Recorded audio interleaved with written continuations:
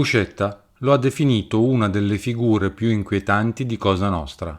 Di certo, quell'uomo dei modi educati ed affettati è stato al centro di alcuni dei più importanti eventi degli anni 70 e 80, dalla strage del Rapido 904 all'omicidio di Roberto Calvi, dal delitto Mattarella a quello di Salvo Lima.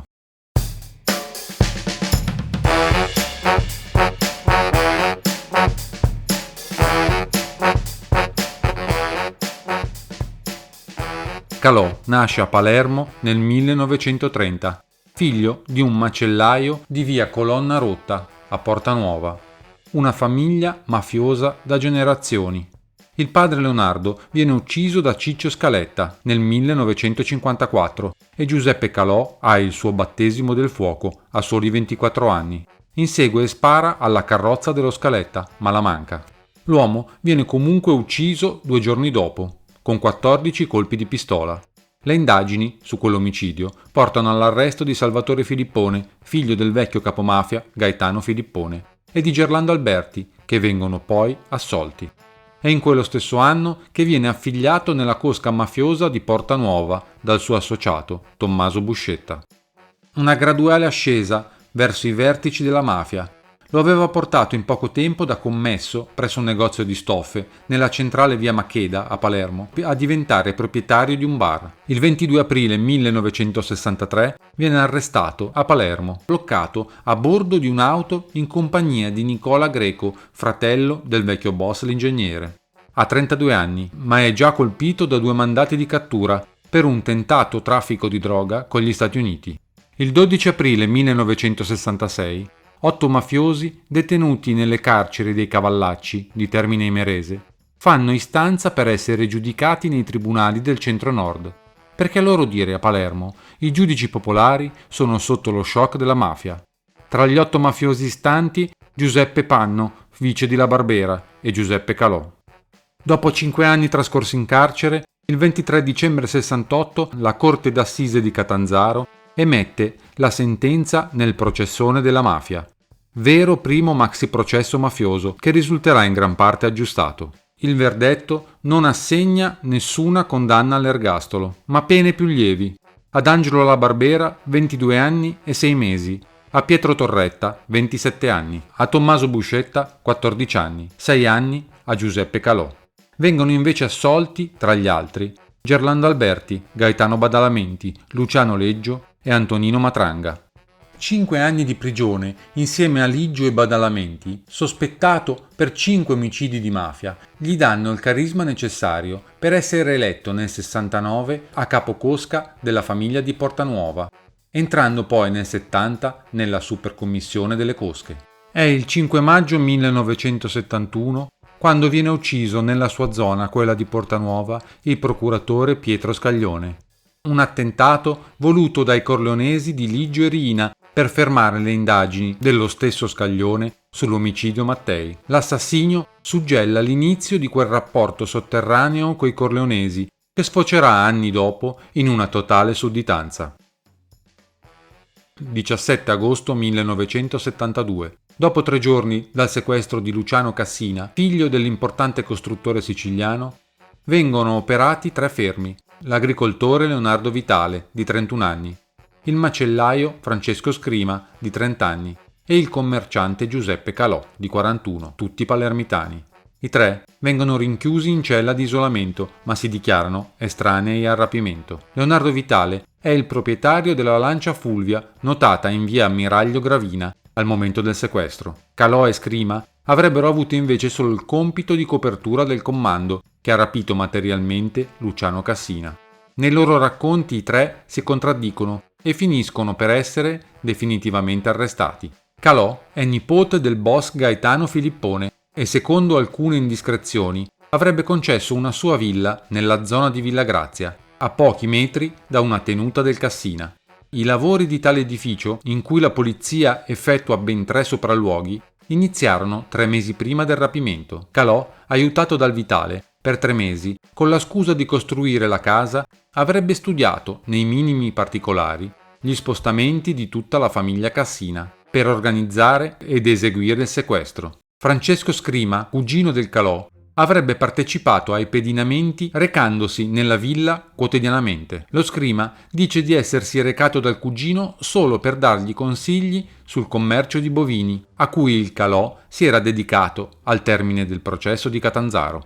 La polizia inizia la cernita degli amici del Calò. Vengono approfondite le sue fonti di guadagno e le sue attività. Si ritiene che l'apertura della macelleria di via Palmerio, cedutagli dallo scrima, sia solo una manovra per mascherare le sue vere attività. 8 settembre 1972. Calò lascia Lucerdone, in quanto scade il termine del fermo di polizia e la procura avrebbe dovuto emettere un ordine di cattura perché Calò restasse in carcere. Scrima e Vitale invece rimangono detenuti. 10 aprile 1973. Leonardo Vitale crolla e parla. È il primo pentito di mafia. Vengono arrestati in 32, indiziati di 14 omicidi, 3 tentati omicidi, 5 estorsioni, 3 tentativi di estorsione, furti, violenza privata e porto d'armi abusivo. La massiccia operazione viene coordinata dal comandante della Legione Carabinieri, l'allora colonnello Carlo Alberto Dalla Chiesa. Fra gli arrestati Tommaso Spadaro, Salvatore Gambino ed il Calò. Vitale si presenta al dirigente della squadra mobile, dottor Bruno Contrada, dicendogli di voler vuotare il sacco per togliersi un peso dalla coscienza. Ma il suo difensore chiede al magistrato di considerarlo pazzo e ne viene chiesta una perizia. Intanto Calò inizia a frequentare Roma, si interessa al mondo delle bische e al traffico di opere d'arte. Si appoggia ad una sua vecchia conoscenza degli anni 50, Domenico Balducci, che fa lo strozzino a Campo dei Fiori. E si lega ad Ernesto Diotallevi, allora giovane virgulto, anche lui nell'ambito dell'usura, gestito dalla signora Angelini. Probabilmente Calò viene usato come testa di ponte della commissione mafiosa verso il riciclaggio in imprese lecite degli introiti dell'organizzazione. Su Roma Calò coabita con la decina romana che fa capo ad Angelo Cosentino, un uomo di Stefano Bontate. Lui, già massone dai tempi di Palermo, frequenta la massoneria di Piazza del Gesù, quella del principe Gianfranco Agliata, frequentata dallo stesso Cosentino, da Stefano Bontade, dal costruttore mafioso Luigi Faldetta e da Michele Sindona. La lontananza da Palermo non mette in forse il suo potere. Quando non può andare personalmente alle riunioni della commissione, a rappresentarlo ci sono i suoi portaordini. Anche se qualcuno dei suoi uomini vorrebbe come capofamiglia qualcuno con un carattere più deciso, ed è per questo che Spadaro incontra Buscetta in carcere per proporgli la nuova carica. Ma Giuseppe Calò intuisce il pericolo dell'uscita di prigione di Don Masino e ne rintuzza le velleità. 23 marzo 1976.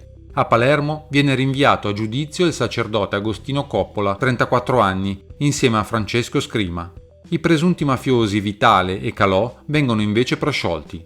Calò riceve un provvedimento di soggiorno obbligato, ma svanisce nel nulla, diventa latitante. Ormai il trasferimento a Roma è definitivo. Tra la fine degli anni 70 e gli inizi degli anni 80, Pippo Calò fa affari d'oro e stringe rapporti negli ambienti più disparati della capitale. Diventa l'ambasciatore della mafia nella capitale, un ambasciatore con pieni poteri.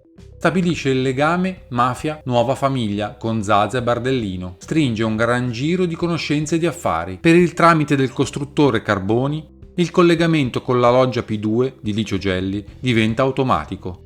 E inizia il rapporto di reinvestimento dei soldi mafiosi e in special modo dei corleonesi tramite l'Ambrosiano di Calvi, che ha sostituito l'ormai dissolto sistema sindoniano, che prima gestiva i proventi dei Bontade e degli Inzerillo. Calò, pur dovendo rispondere sempre a Riina, dopo la morte di Bontate, crea una sorta di circolo magico in cui assurge a gran comì. I contatti con la P2, le banche di Calvi, la Magliana, i NAR, nonché i rapporti con la politica, passano tutti tramite lui. Sembra avere sopra di sé solo due riferimenti, due anime distinte, Gelli e Riina. Veste sempre di scuro, elegante, viaggia tra Roma, Palermo e la Svizzera, passa attraverso ambienti legati alla finanza e alla politica, ma non dà nell'occhio. Passa attraverso diverse inchieste giudiziarie, ma il suo nome non colpisce particolarmente. È il fantomas della mafia, Pippo per gli amici, Mario Aglialoro per una cerchia ristretta di conoscenti. Il 25 giugno 1980, per uno dei suoi colpi di fortuna che hanno suggellato la sua carriera, riesce ad eclissarsi dopo aver passato 2 notti in una cella di sicurezza a Ponte Chiasso. Viene dalla Svizzera, ma quel suo passaporto, intestato ad un impiegato di Venezia, insospettisce i doganieri, che lo bloccano. Il documento risulta falso. Viene denunciato alla magistratura, ma il pretore lo rimette in libertà 2 giorni dopo. Poche ore dopo arriva il telex della questura di Palermo che avverte: l'uomo è ricercato per la contravvenzione al soggiorno obbligato comminatagli nel 1973. 5 ottobre 1984, le confessioni di Buscetta mettono Calò sotto i riflettori. Sulle tracce di Mario Aglialoro si era già messo, a suo tempo, il giudice imposimato e aveva pagato a caro prezzo questa intromissione, con l'uccisione del fratello Francesco nel 1983. Imposimato si imbatte nel nome di Calò indagando nella fitta rete di affari che faceva capo a Francesco Pazienza, Umberto Ortolani e Alvaro Giardili, tutti uomini strettamente collegati al boss della malavita romana Ernesto di Otallevi, a sua volta collegato al Balducci. È l'intreccio delle speculazioni edilizie in Sardegna e delle speculazioni finanziarie con Ortolani e Carboni. E questo spiega perché nell'inchiesta di Imposimato grande attenzione è dedicata al personaggio di Danilo Abbruciati, il cui nome rientra nell'omicidio Balducci e nell'attentato a Rosone. Ed è stato proprio Alvaro Giardili, imprenditore edile della capitale, in odor di camorra, a rivelare ad Imposimato la vera dimensione di Calò, che si muoveva attivamente dal suo appartamento di Roma per mediare le posizioni della mafia siciliana con quelle della nuova famiglia di Zazza e Bardellino, al fine di una penetrazione comune e indolore nella grande area del riciclaggio romano, gestito da imprenditori del calibro di Enrico Nicoletti. È in questo contesto, spiega Imposimato, che matura l'omicidio Balducci, reo di essersi tenuto una somma che avrebbe invece dovuto riciclare per le cosche.